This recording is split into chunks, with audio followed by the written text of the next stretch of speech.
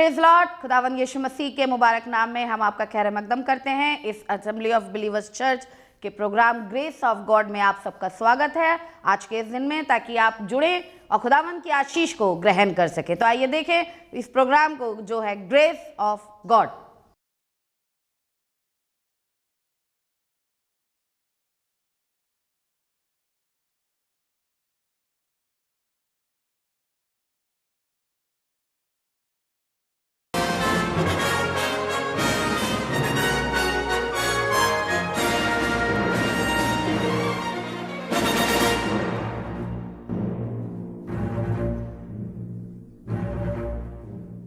Praise Lord.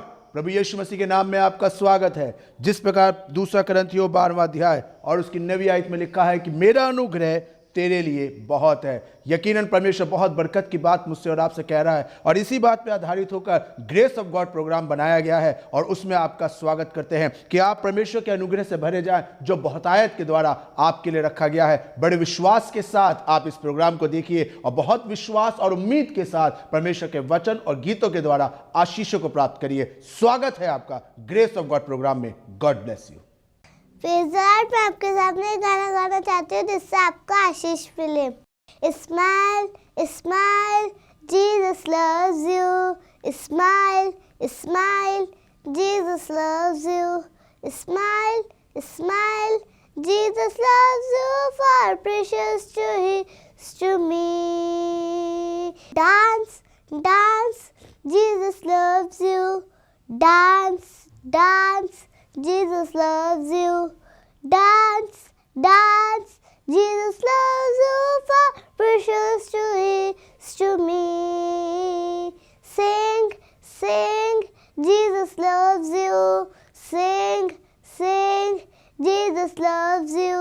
Sing, sing, Jesus loves you, for precious to is to me.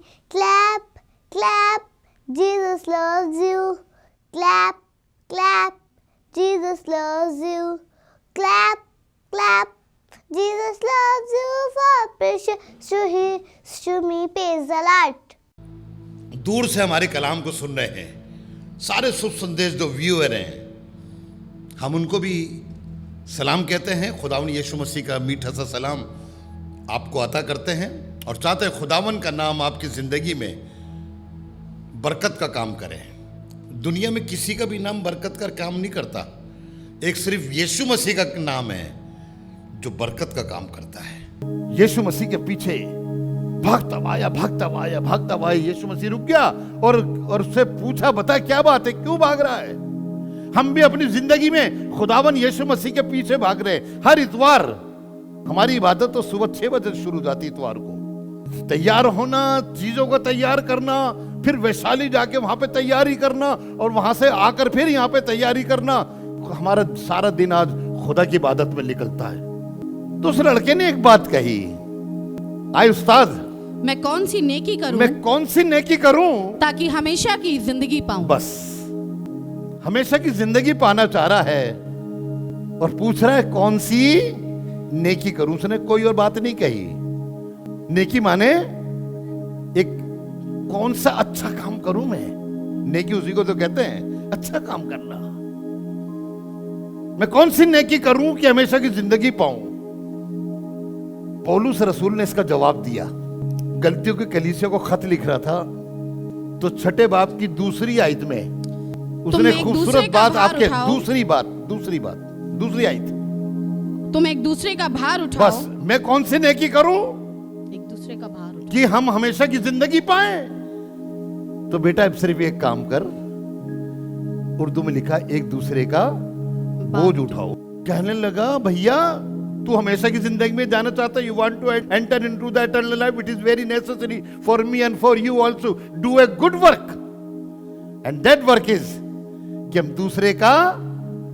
अरे ये कैसे मुमकिन है? आज की दुनिया में कैसे मुमकिन है कि हम किसी दूसरे का भार उठा रहे हैं? इतनी महंगाई, कहां से भार उठाएं? वाली आयत याद आ रही है, जो मिलाप वाले तंबू से बाहर निकलेगा उसको सांप काट खाएगा।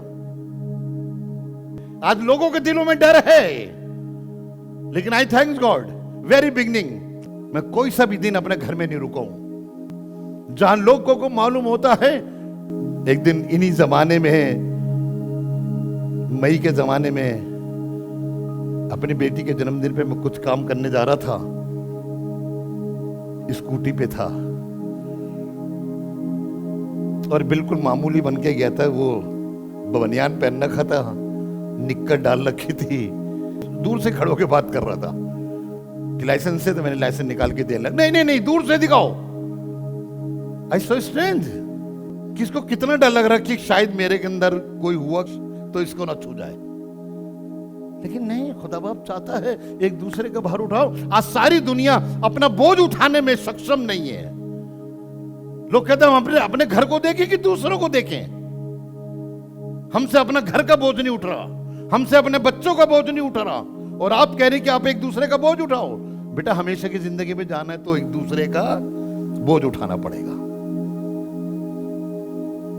गलती यही है। पौलुस फिलिपियों की कलीसिया को लिख रहा था, सबको अपनी अपनी फिक्र है, सबको अपनी अपनी फिक्र है, ना कि यीशु मसीह की। खुदा बाप चाहता है 2:21 है 2:21 फिलिपियों, सब अपनी अपनी बातों की फिक्र में हैं। सब अपने अपनी बातें, क्या मेरी औरत कैसी है, मेरा आदमी कैसा है, मेरे बच्चे कैसे हैं, मेरे माँ बाप कैसा है, आज इनके लिए मैं क्या करूंगा, उसको अच्छी आ रही थी, मैं उसके लिए क्या करूं। सब अपनी फिक्र में है, सब अपनी अपनी बातों की फिक्र में है, ना कि यीशु मसीह की। और तो यहाँ यीशु मसीह कैसे आ गया? मालूम क्या है? कलीसिया यीशु मसीह है, क्योंकि लिखा कलीसिया जिस्म है यीशु मसीह का। You are the part of the body of Christ. I don't know, I am what is the part of the body of Christ. I am the eyes, I am the nose, I am the finger, I am the hand, I am the leg. I don't know. कोई नहीं जानता हम क्या है, लेकिन हम body के parts हैं। आप देखिए, ये जिस्म की बॉडी जो आपके अंदर है, सारी बॉडी एक दूसरे का बोझ उठाती कि नहीं उठाती, बताइए। अगर प्यास लग रही है आपके मुंह को, यानी आप प्यास लग रही है तो अंदर लग रही है, और वो पानी पीने के लिए, मालूम है, आपकी टांग बोझ उठा रही है। पहले तो आंख ने बोझ उठाया, पानी वो रहा, अब वो वहां तक आंख कैसे जाए? अब इतनी लंबी आंख तो निकलेगी नहीं कि वहां से पानी दिया है। अब वहां तक जाने के लिए पैर अपना बोझ उठाए, क्या उठाएगा? पैर, और वो उसको लेके जाएगा, और वहां जाके लो, पाँव कहेगा ले लो पानी, आंख पानी ले लो, तब भी पानी नहीं ले सकता। फिर इस हाथ को बोझ उठाना पड़ेगा। हाथ गिलास उठाएगा, पानी लेगा, तो कहेगा लो जी प्यास बुझा लो, लेकिन मुंह को खोलना पड़ेगा। मुंह बोझ उठाएगा, पानी पिएगा, तब उसे शांति मिलेगी। जब जिस्म का एक एक हिस्सा हमारा बोझ उठाता है, तो मैं और आप जीवन के अंदर रहकर दूसरों का बोझ नहीं उठाते। आपको मालूम है, आज से 2000 साल पहले पूरी दुनिया की आबादी 70 करोड़ थी। कितनी थी? 70 करोड़ आबादी थी, और एक आदमी सबका बोझ उठाने के लिए सलीब को लेके जा रहा था। याद आ रहा ना? जो कोई उसको देखेगा वो कभी हलाक नहीं होगा। यूहन्ना ने भी कहा था, देखो ये वो बर्रा है जो जहान के गुनाह उठा। अरे गलती तो हम कर रहे थे, सजा कौन पा रहा था? यीशु मसीह। अगर वो सजा ना पाता, तभी तो बाइबल वो लोग, खुदा का खादिम पौलुस कहने लगा, विधियों का वो लेख जो हमारे लिए लिखा गया था, तो वो किस पे पूरा हुआ? यीशु मसीह पर। यीशु मसीह ने मेरा बोझ उठाया है। मैं कह सकता हूं, अगर आपका बोझ उठाए तो आप भी कह सकते हैं दिल पे हाथ रख के, यीशु मसीह ने मेरा बोझ उठाया। फिर से बोलिए, यीशु मसीह ने मेरा बोझ उठाया। और जो नहीं बोल रहा उसका नहीं उठाया, यीशु मसीह ने हमारा बोझ उठाया है। अगर वो मेरा और आपका बोझ ना उठाते तो मैं यहां ना खड़ा होता और आप यहां ना बैठे होते। उसने हमारा बोझ उठाया है, और बोझ इसलिए उठाया है ताकि हम बादशाह में जाने के काबिल बने। खुदा बाप यही तो चाहता है कि हम उसके बोझ उठाए, नहीं हम बच जाए। क्या पता आप आज किसी का बोझ उठाए, वो बच जाए, वो बच जाए। गलती यही करते हैं कि हम भूल जाते हैं कि मैं अपना बोझ खुद उठाऊंगा। दो ही प्रकार के तो लोग हिंदुस्तान में, ये दुनिया में पाए जाते हैं, या तो बहुत अमीर हैं या बहुत ही गरीब हैं। अमीर अपने खर्च कर सकता है अमीर, लेकिन उसके बाद फुर्सत नहीं होती। गरीब खर्च नहीं कर सकता, लेकिन फिर भी उसके दिल में होते किसी के लिए बोझ उठा लो, और वो उठा नहीं पाते बहुत से गरीब लोग। देखिए, एक आदमी था जो रोजाना सैर और तफरी में जाता था, नई नई सवारियां करता था, नए नए कपड़े पहनता था। लूका 16 में लिखा ना, और रोज उम्दा खाना खाता था।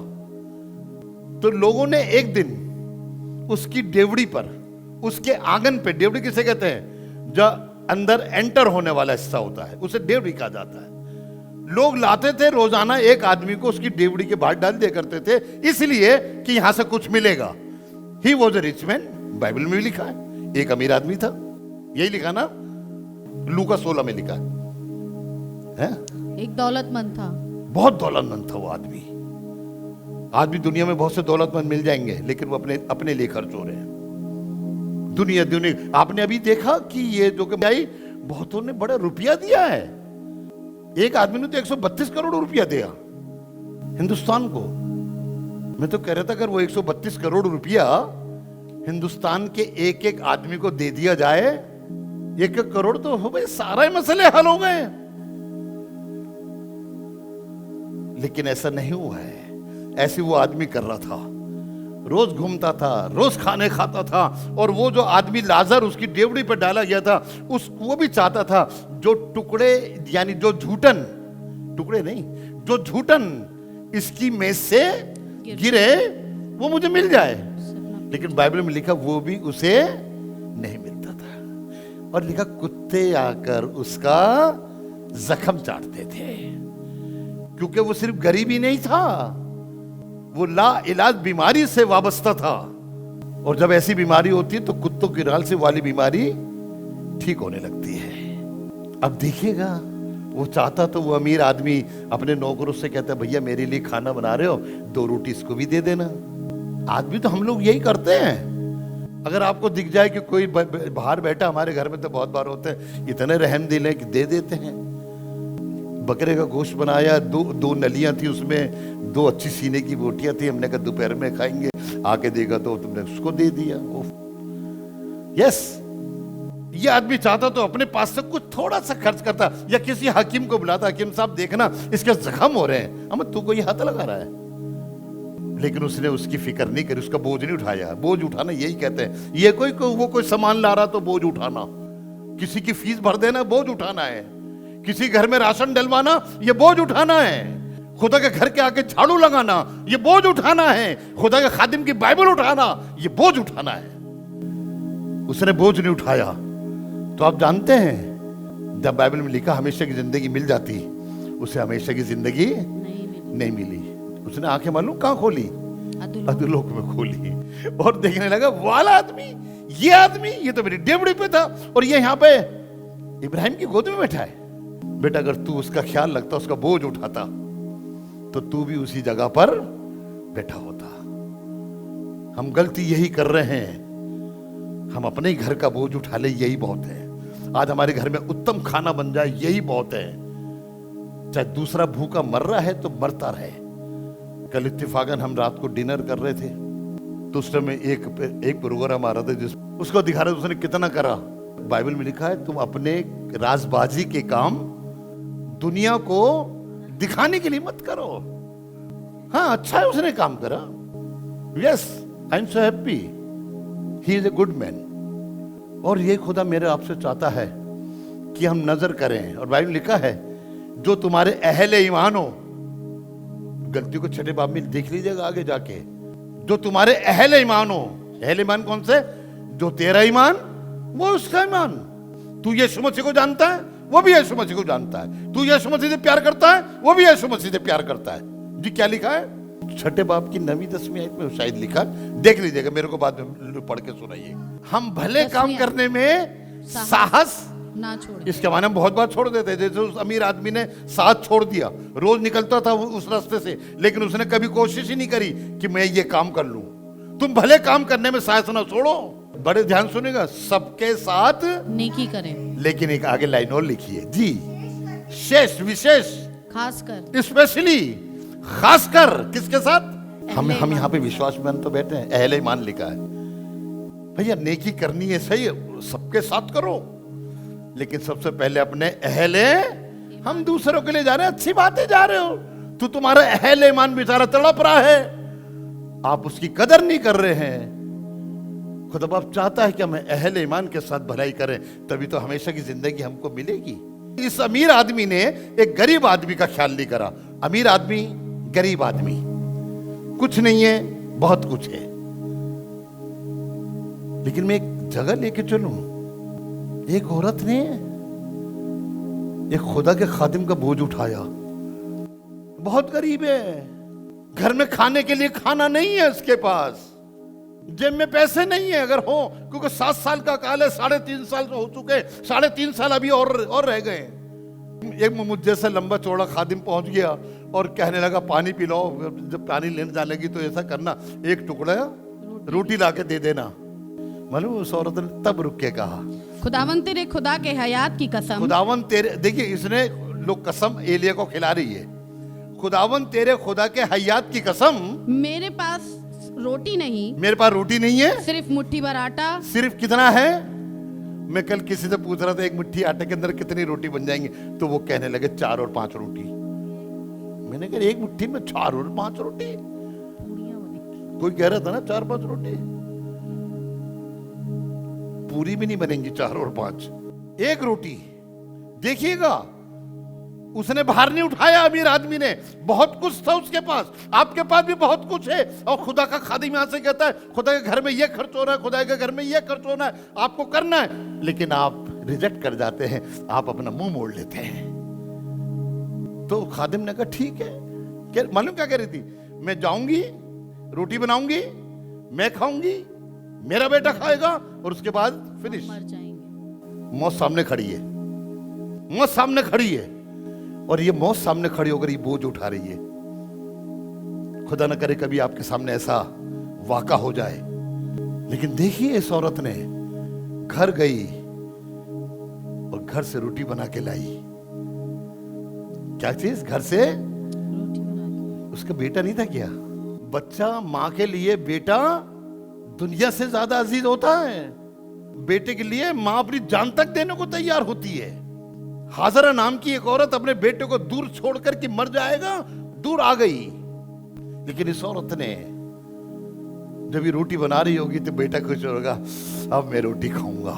लेकिन जब वो लेके चल दी होगी, जस्ट इमेजिन, कह रहे मां कहां जा रही है आज रोटी लेके? उसने बताया खुदा खादिम है, वो भूखा है।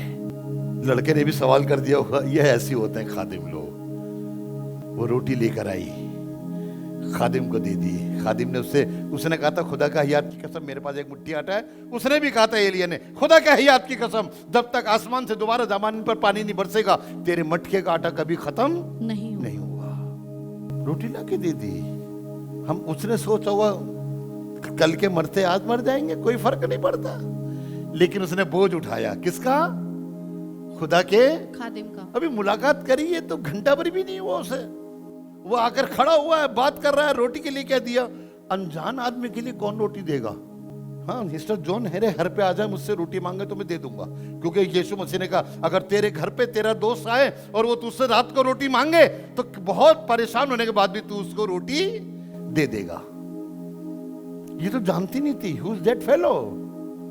इसने कहा मैं खुदा खादिम हूं, मैं खुदा खादिम हूं।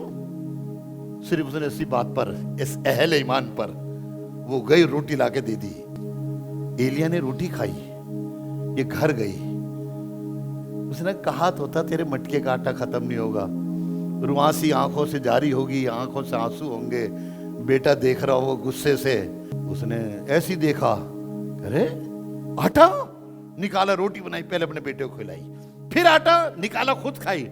और यूं लिखा है सारा घराना वापस आ गया। मरी नहीं, जिंदगी आ गई। क्या हो गई? जिंदगी वापस आ गई।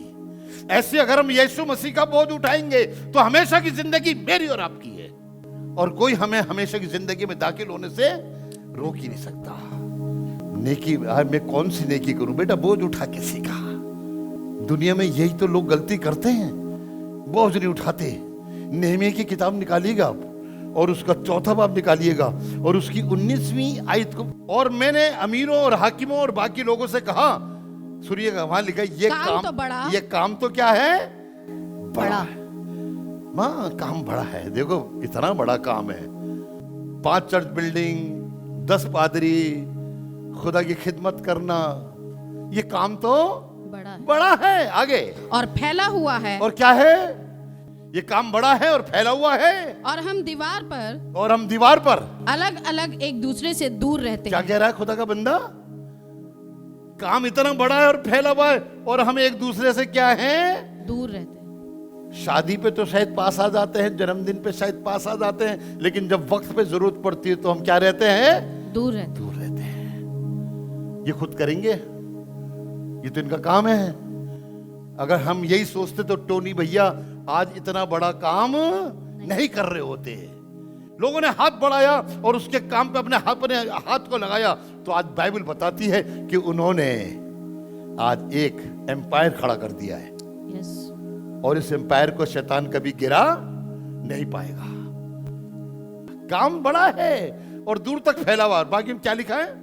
लिखा है काम तो बड़ा और फैला हुआ है और हम दीवार पर अलग अलग एक दूसरे से दूर रहते एक हैं। दूसरे। देखिए, जब काम हो, खुदा का काम हो रहा हो, तो आप कभी दूर ना रहिए, एक दूसरे के करीब आना शुरू करिए।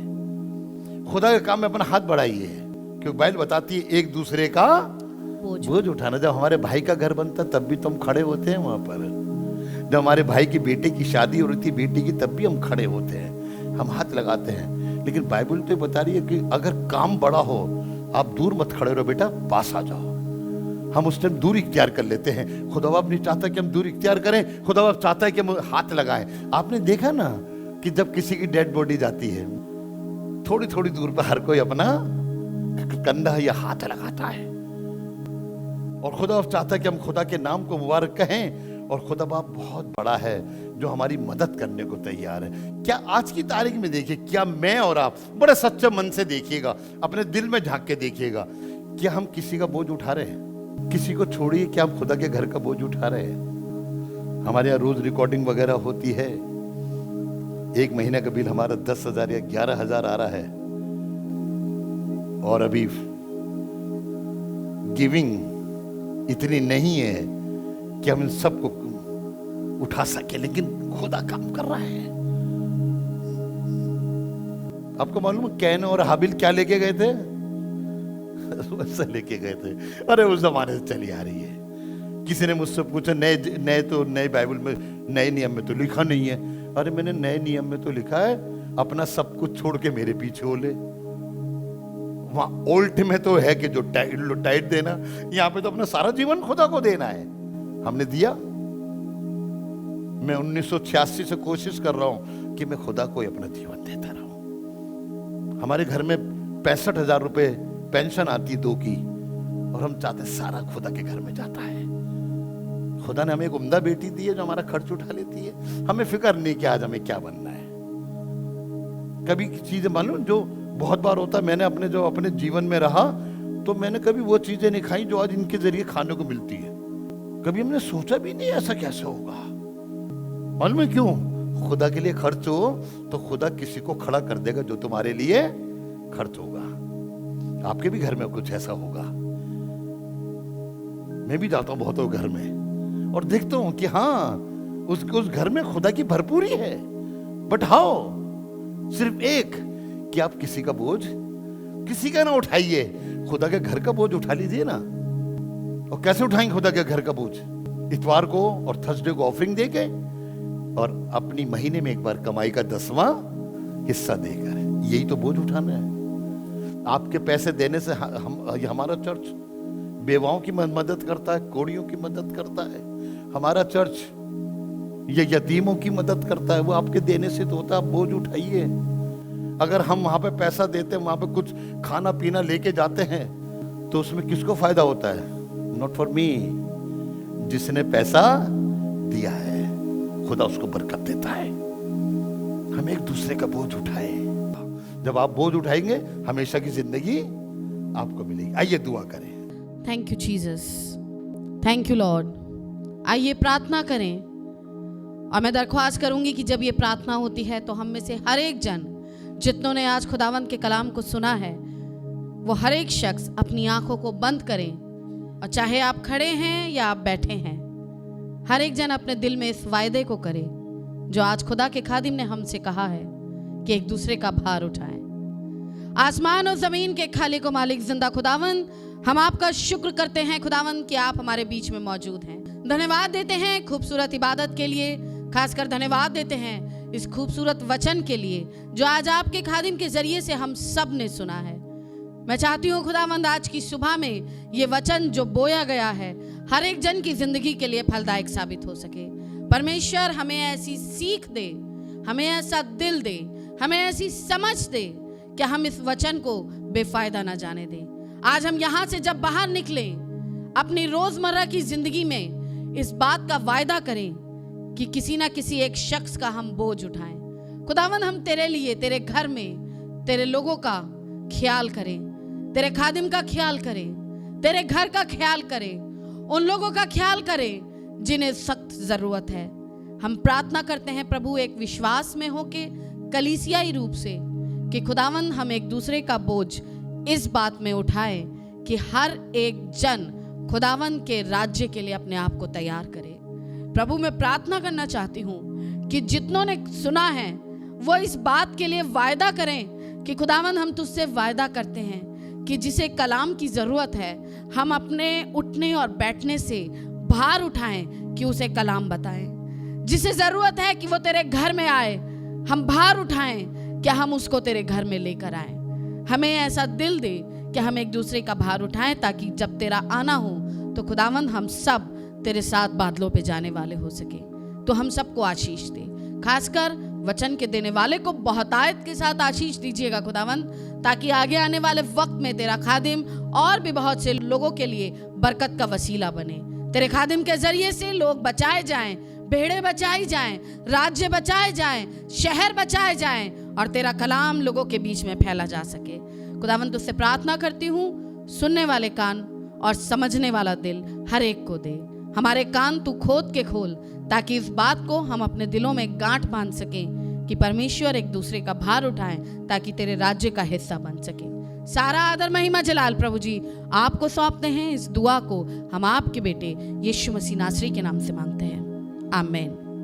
उम्मीद है आपको ये प्रोग्राम पसंद आया होगा और आपने वचनों के द्वारा आशीष पाई होगी। अगर आपके पास कोई समस्या है, अगर आप प्रार्थना कराना चाहते हैं तो यहाँ पे हमारा नंबर स्क्रॉल हो रहा है। आप हमें से किसी से भी संपर्क कर सकते हैं, हमें ईमेल आईडी के द्वारा संपर्क कर सकते हैं। और यकीन जानिए, अगर आप विश्वास के द्वारा प्रार्थना करवाएंगे तो परमेश्वर आपकी प्रार्थनाओं को सुनकर और आपको आजाद करेगा। विश्वास रखिए, फोन करिए, प्रार्थना कराइए और प्रभु आपको आशीष दे। God bless you. हमारा एड्रेस है Assembly of Believers Church, S410 street number 11, school block, Shakarpur, Delhi 110092। और अगर आप हमसे फ़ोन पे कांटेक्ट करना चाहते हैं तो हमारे नंबर हैं 8527158740 और दूसरा नंबर है 9891358387। इसके अलावा 9891152423।